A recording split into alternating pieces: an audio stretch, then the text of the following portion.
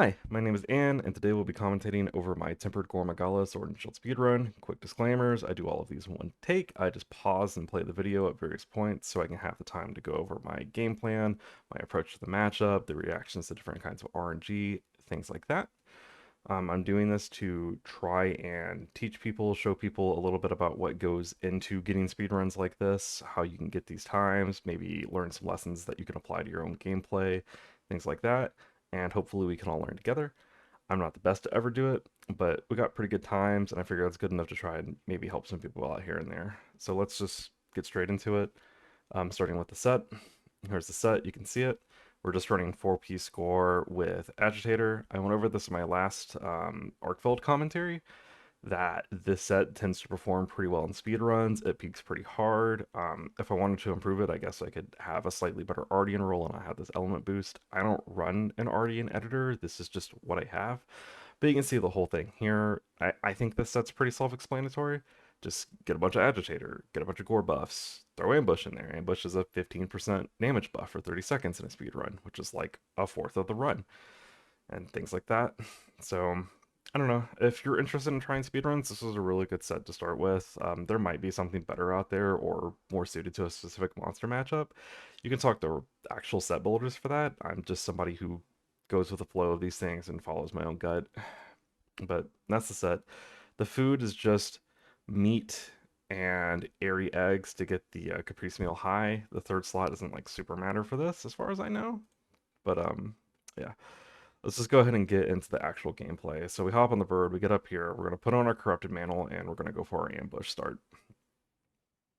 And a quick note, if you are trying to get into speedrunning, you do want to look for investigations with spawns like this with the lower HP monsters.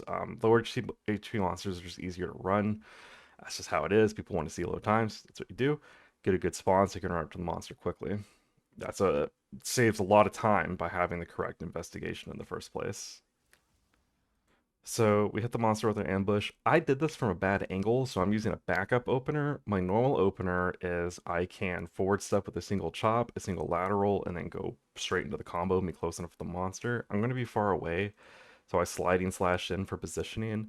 The opening positioning against Gore is really, really tricky and really, really complicated because of the way his roar works. And you'll notice that I stop here, turn around, and make sure I'm in position for his roar.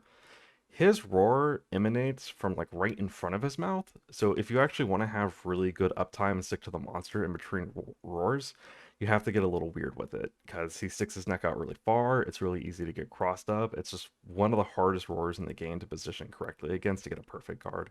So that's why you see me slow down and take this really carefully and deliberately because I'm already on my backup opener and my positioning's a little strange. So we're going to guard that, keep dealing damage, and Gore enrages very, very quickly. So he's immediately going to go into his first enrage roar, and we're going to use sliding slash to get through this. Now, the reason I'm using sliding slash and not just perfect guarding this is again, the positioning is really awkward here. So finding the perfect guard is just going to be really difficult. Second, I want to position to a point where I can find the first tempered wound I want to begin working on. So I know where that wound is going to be because I saw it's not on the other back leg. You always get one on either of the back legs as far as I know. So I'm going to slide into his other back leg right here. Use the invuln to go through the roar and get going on this. It's also fine for me to use the slide instead of perfect guarding because I already have offensive guard procced from the first roar, and this is a better use of that offensive guard buff time than just trying to reset that buff. So this is what we're going to get into. And then the strategy is going to start coming together. And I want to preface this with saying this isn't a super optimal strategy because I'm going to spend a lot of time hitting his legs looking for a payoff later. His legs are not particularly great hit zones. You deal just less damage hitting them. You want to be dealing damage to his head. However, a lesson I've taken from my time raiding in Final Fantasy XIV is good and mediocre uptime is better than no uptime. Sure, I want optimal uptime, but that's not always something I can get. And with Gore Magala, he likes to move around a ton. His move table is very agile. It can hit you from weird angles all the time. So being kind of shoved up underneath them is actually a little bit safe. And there are certain moves he likes to do when you're at like this weird off axis from him that I could take advantage of. So I'm going to be focusing primarily on getting decent uptime hitting these legs and trying to get a bigger payoff into getting head hits later. So let's start with that. We're hitting this tempered wound. We're trying to stick to this as much as possible to build up the wound break. When you see these scars, you break them, it always opens the tempered wound. Always. And when you break a tempered wound, it knocks the monster down. Always. So we are going to be using that as our payoff to try to actually stack damage on the monster later. This is a little hop where it is a tail swipe. This comes in rather delayed. Boom, we perfect guard this. This is fantastic RNG for our run. Early on, we're able to reproc offensive guard, keep sticking to this scar that we're looking to get to, and everything's going okay. And he flies. As far as I'm aware, he's hard coded to fly pretty early into his rage every pool. Like, I have seen this happen basically every pool. And there's a lot of RNG here that can kill it. If he starts to stay up there for too long, that's really bad. If he starts to dive while he's directly over you, that's pretty bad. So one of the best things you can do is deal as much damage as possible in this first set of going up, and then try to reposition so you can block the dive. So he repositions. I see this. I'm like, okay, I need this RNG to be a dive. I'm just going to back up and bank on it and then try to get my offensive guard proc out of it. Boom. We got our offensive guard proc. Fantastic. Run's going okay. I need to get back on hitting his wounds because if I don't start getting flinches and staggers on this monster, the RNG of him moving around is going to become way, way, way harder for me to control. So immediately I'm looking to get back here. If I start hitting his tail a little bit, that's pretty okay too. Let's see, we're just trying to get damage because his tail also has a tempered wound. Go figure. All right, let's talk about this breath attack and what just happened. Let me rewind it just a little bit. So this breath attack is kind of the golden move you want to see him do in a speed run. In an optimal run, he's going to do this move as many times as possible. And the reason for that is it is super slow and it has a super big dead zone between the breath cloud and his actual body. So you can just walk up and keep wailing on his front forelegs. You can wail on his back forelegs. You can wail on his head. Optimally, you're hitting him in the head. My strategy, again, is a little bit weird. So it's super easy to just dodge this move. You can't perfect guard it. You don't want to back hop it. You don't want to slide it. Just keep doing your combo and moving forward, and it's going to whiff on you very consistently. This move seems really scary, but it is in fact the move that you want to see the most coming out of him once you're more experienced with it. As you notice, I just keep doing the combo and walking forward. And that's what I'm talking about. All right. And we get a little bit of a tail cut here. The tail cut's fine because it puts them into a reposition where I can kind of like reset the positioning and not worry so much again about the RNG of his moveset. There's a lot of RNG and Monster Hunter speedrunnings. So things like this can reduce it down a little bit. The uptime kind of sucks though, but it's okay because again, that tempered wound on his tail is now open and we're going to be looking for a payoff of that later. Back to doing our combos, back to doing uptime.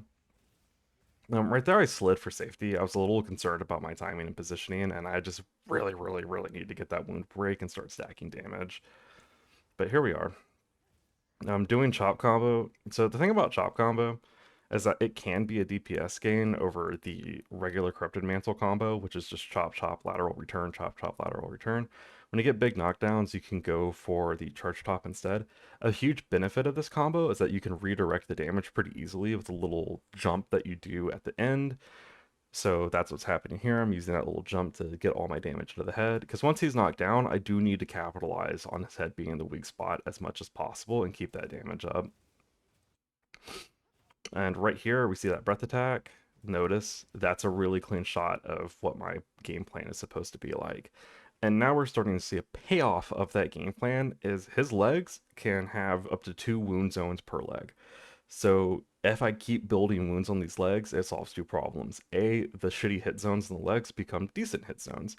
And B, I'm building up flinches. I'm keeping the monster not moving around and reducing the RNG as much as possible to have a clean run. And look at all these wounds that are popping up. Look at all these wound pops I'm getting. Okay, now this is a bit of a strange thing. So, once you get Gore Magala low enough on health, but before he goes into frenzy, he normally does a little fake roar and then immediately starts uppercutting. This is highly consistent. I hope that's a real thing. If I'm wrong, then again, somebody can correct me, but I was seeing this pretty often in runs. And I was pretty sure that my last flinch was about that HP threshold where he was about to be doing his little fake roar. And a reason why I like when this happens is because this little uppercut here, really, really easy to perfect guard, and I'm going to get my offensive guard proc back. If you're running an offensive guard and you're getting really good uptime, but you're not getting offensive guard procs, you're actually losing like a really significant amount of damage. You would rather just not run offensive guard. But since Gore Magala has things like the air dive that happen almost every run, you can get this uppercut to happen almost every run. When I'm sitting there underneath him, I'm very likely to get that little tail slap, so I can keep proccing offensive guard that way. So this is me building up offensive guard value and trying to keep it up as much as possible. And I don't want to pop this wound back here yet. By the way, I need this wound for when he goes into Frenzy so I can stun lock him out of Frenzy. Because the Frenzy mode has some moves that are really good for me, actually, where I can maintain really solid uptime. But the more I can bypass that and reduce the not so good moves from happening, the better. So we're getting our damage on the wounds. We get another breath. Again, this is just good luck. I'm just gambling out of my mind. I've been running this monster for like 6 hours solid at this point. So I'm just thrilled to be seeing shit like this. It doesn't really matter that we flinch him out of it. It's okay. And then now he's going into Frenzy. So I wasn't expecting him to go into Frenzy here. I thought I needed a little bit more damage to get him into Frenzy. But because I've set everything up ahead of time, I have some options here. So option number one is I can hit him out of the roar by popping a wound. That is a strategy I've been using on the monster because they keep having all these leg wounds open. Another thing I can do is I can use invuln to just get through it. I'm not going to be able to perfect guard this from this angle in order to get my offensive guard up. It's just not going to happen. I have messed up because I wasn't expecting it to occur. So what's going to happen is we're going to slide through the roar. See, everything's all blurry. He's roaring. And when we slide through the roar, we're positioning back here to start hitting these wounds to knock the monster down. It's very clear that I'm aiming for this tempered wound to get the knockdown here, and this is just an accident. But I'm pretty happy with this accident because it's still stacking up a lot of damage. He's still stun locked, and then I can grab this tempered wound afterwards and guarantee the knockdown. In retrospect, I should have actually just used these wounds to keep that stun lock going into the actual knockdown to stack damage. It's more efficient than you would think it is.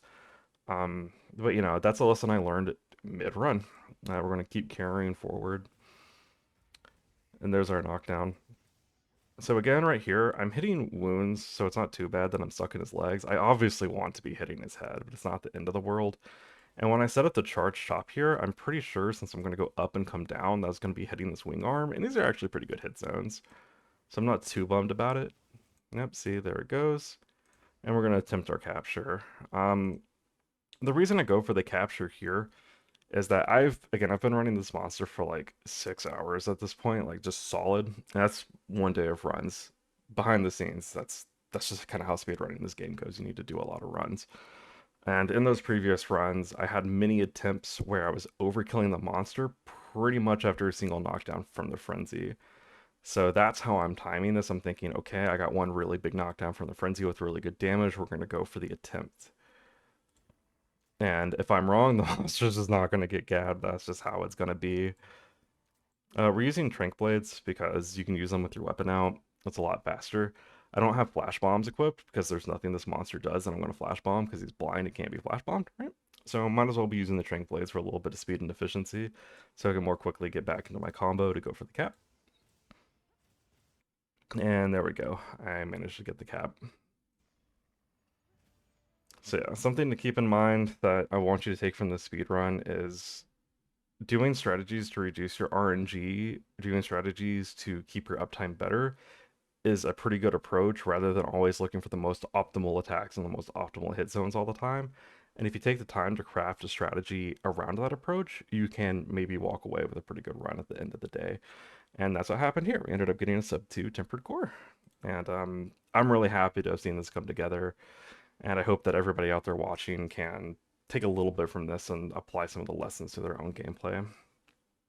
So yeah, that's about all I have for y'all today. So I hope you enjoyed this. I'm going to keep doing runs. I don't know if more commentary is going to come. We're going to see how I feel about it. But anyways, thanks for watching, and hopefully I'll see you next time.